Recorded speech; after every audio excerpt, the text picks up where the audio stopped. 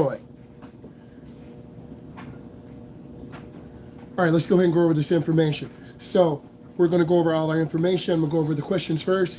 Why do other states not utilize Michigan lefts? Because every state is different, Cole. Texas does different things. Hawaii does different things. Nebraska does different things. Every state has different rules and guidelines. So what's right for one state might be wrong for one state.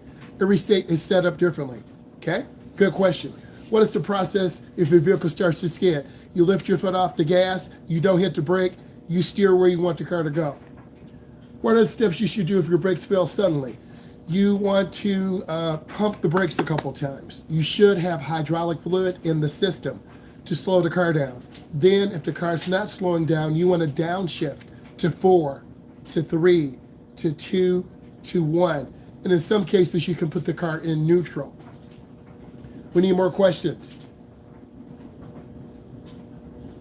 One of you put a question about the steering wheel, so I'm going to go ahead and share some information with you because I have that ready for you. So, guys, put your questions in.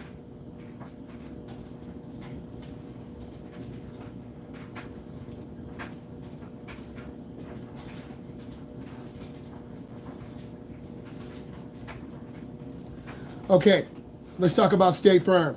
All of you know Jake from State Farm. He is one of the people that promotes their social media. Every driving authority, State Farm, AAA, the National Highway Safety Transportation System, says different things. Hand position on the steering wheel. You should be listening to this. You should be writing it down. According to State Farm, lower your hands. You've probably learned to keep your hands at 10 and 2. Position on the steering wheel. Today, the National Highway Traffic Safety Administration recommends drivers put their hands at 9 and 3. The reason for this, one reason for this change is probably keep hands out of the way of the airbag deploying. Also, drivers do not cross over. Drivers used to learn hand-over-hand position method for turning the steering wheel. Now they execute the teen must be advised push-pull, but we're still going over information. This is State Farm. Let's look at the National Highway Safety Transportation. They say you still should use 10 and 2. It's time to change. So it depends on the National Highway Traffic Safety Administration recommends moving hands to 9 and 3. So we have 10 and 2. We have 9 and 3. You should be getting confused. Let's look at some more information to help you make a decision.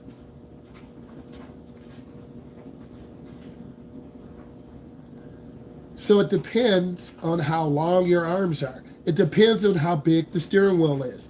There are a lot of informational points we have to consider. So State Farm says one thing. They're a national organization. AAA says one thing. The National Highway Safety Transportation says another. Welcome to confusion.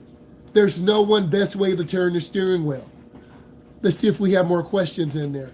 If airbags are to protect us in an accident, why are they allowing us to turn airbags off?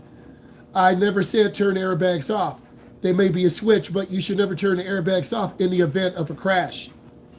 What type of car are you talking about, Carter? Give us the name of the car, the year, the make, the model. Give me more information.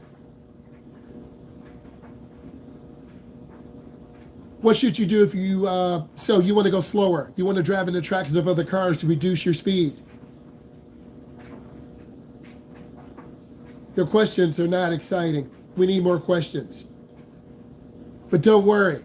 I have some other information for you to help you.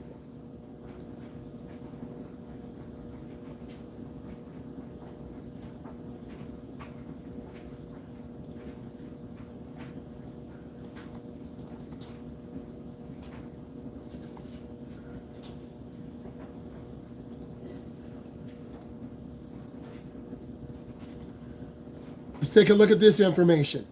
using efficient steering techniques. Crash statistics indicate that driver errors involving steering techniques are the main cause. They don't say hand position, they say driving errors. So drivers are making errors. It's not the steering wheel, it's not the airbag, it's drivers. Used methods to control the steering wheel input are often outdated and ineffective for avoiding crashes. Modern technology is also changing the demand of drivers' seating techniques. We're talking about steering wheel, hand positioning, types of steering methods. It's a lot to consider. I'm just going to read one sentence from each, and then you need to write it down and you need to put questions in because I'm expecting you to be a good driver. Steering wheel, it depends on the size, the input. For instance, a bus has a bigger steering wheel than a car. A sports car has a smaller steering wheel than your mom and dad's car. Each car steers differently. Thus, recommendations relative to hand position and steering wheel have become more flexible. You have to be flexible. You have to be comfortable in a car. If you're comfortable at 10 and 2, be comfortable. If you're comfortable at 9 and 3, be comfortable. If you're comfortable at 7 and 5, be comfortable. Because if you're not comfortable, you're going to crash. Let's go over hand position. Both hands should be placed on the outside of the steering wheel. Most of us agree with this. You can see the pictures to the right. If you can't see, you should be looking. I know some of you have on your sunglasses and you're outside, but I'm going over real information. Never turn the wheel while gripping it from the inside. Let's talk about types of steering methods. There's hand to hand, there's hand over hand, and there's one hand. There are three methods: hand to hand, hand over hand, and one hand. I'm not making this up. I'm reading information. You decide what works best for you. But you got to have both hands on the steering wheel. So, most people turn hand over hand, and the National Highway Safety Transportation says hand over hand is best for right turns, parking and driveway. It really depends on what's best for you. One hand, if you're backing into a driveway, you got to look over your shoulder. Put in a couple questions on this. I have more to show you so you can see it for yourself. I would draw the pictures because I'm expecting my drivers tonight to be better than they were last time. I have to be better than I was last time. And if you ask most of your parents, they're probably going to turn hand over hand.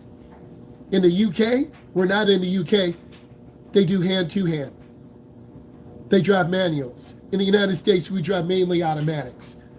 Again, I'm showing you data. I'm showing you information, not some random internet. Put in a question. I'm getting my next one ready to go. I always like to show you information because that's important. Put in a couple questions about what I just went over.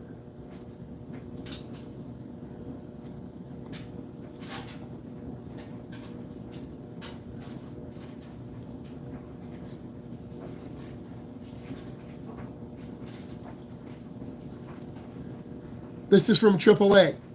They're a national organization. A guide to wet weather driving. Get a grip.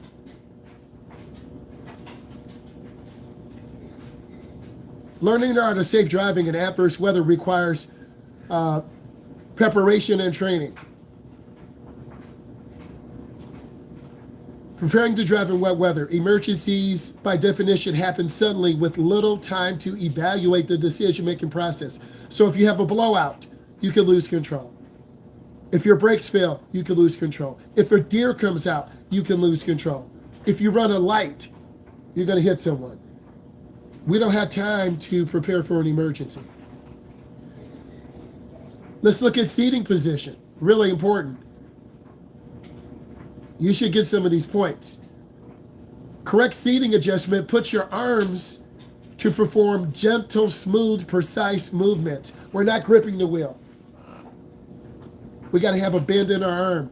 Adjust your seat so you sit no closer than 10 inches. There's an airbag. Some of you are too close to the steering wheel. Some of you are too far away. Again, my class, you're going to write some of this down and take pictures and send it to me. I'm just going over a couple main points. Adjust your seat so you're no closer to 10 inches so that you can see the road ahead. You should sit close enough to the steering wheel to maintain bent elbows. That's what I really look at. Are your elbows bent? Shorter drivers. Half of you are short. I consider short under 5'9", because most of the general public is about 5'10". Very few people are 6 feet and up.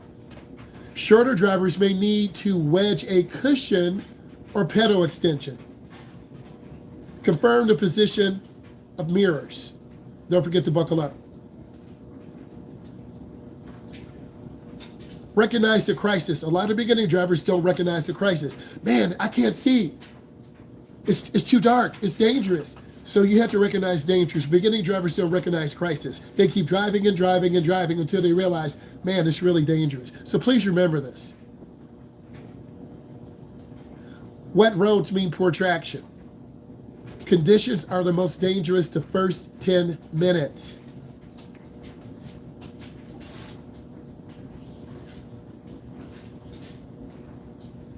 The fixed hand steering method allows rapid degree steering to either direction. This means you are avoiding something. 8 and 4, I know. You're hearing a lot of things. 10 and 2, 9 and 3, 7 and 5. 8 and 4 is good in case you're going to hit a car. You want to avoid it. Side swipe. They also talk about the push-pull method. Don't get confused. Use what's comfortable for you.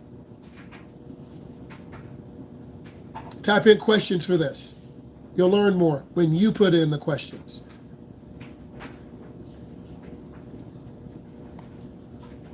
Put in questions on what I just went over. All of you struggle on steering. Most of you will be on your second drive. Most of you hold the wheel too high. You make it small. This is why the car does this. Some of you hold it too low. If you hold the wheel too high, you're making it small. Put in questions. This is how you learn. And I got a quizzy for you too. And a video. So we went over a guide to wet weather driving by AAA, national organization. We went over using efficient steering techniques.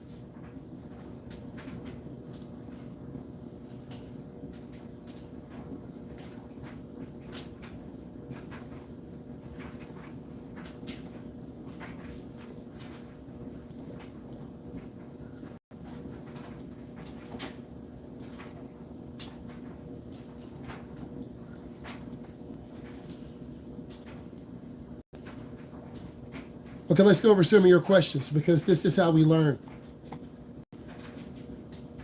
Bryce, if you're too close to the steering wheel, the airbag will kill you.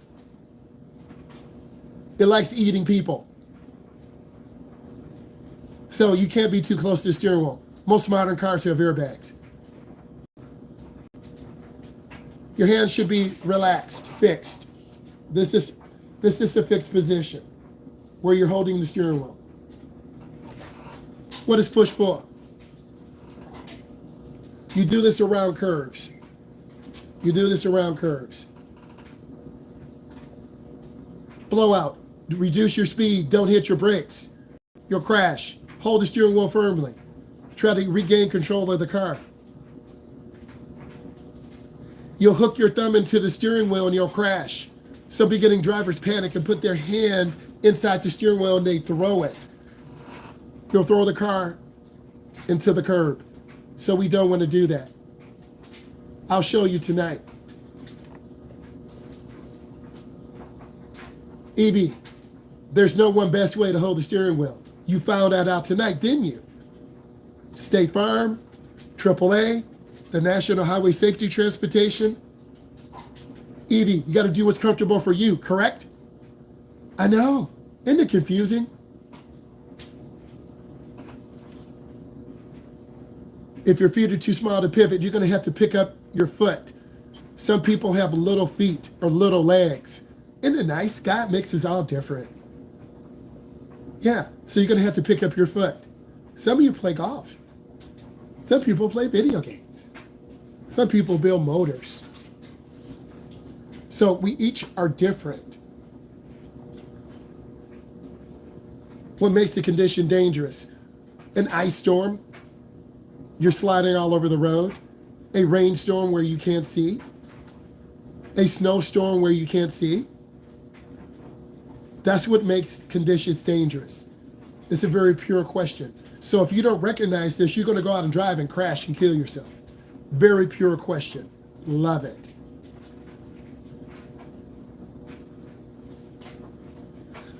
Every time you get in the car, you practice looking for hazards. When you get into your car, back up, you always look out of your back window. It's not someone else that. I love to see you, Lucas.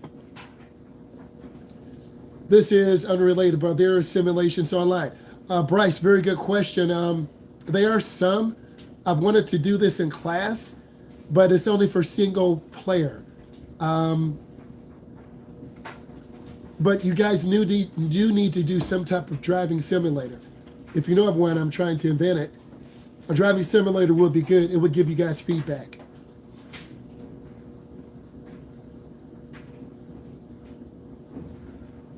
Bryce, I'll show you hand over hand.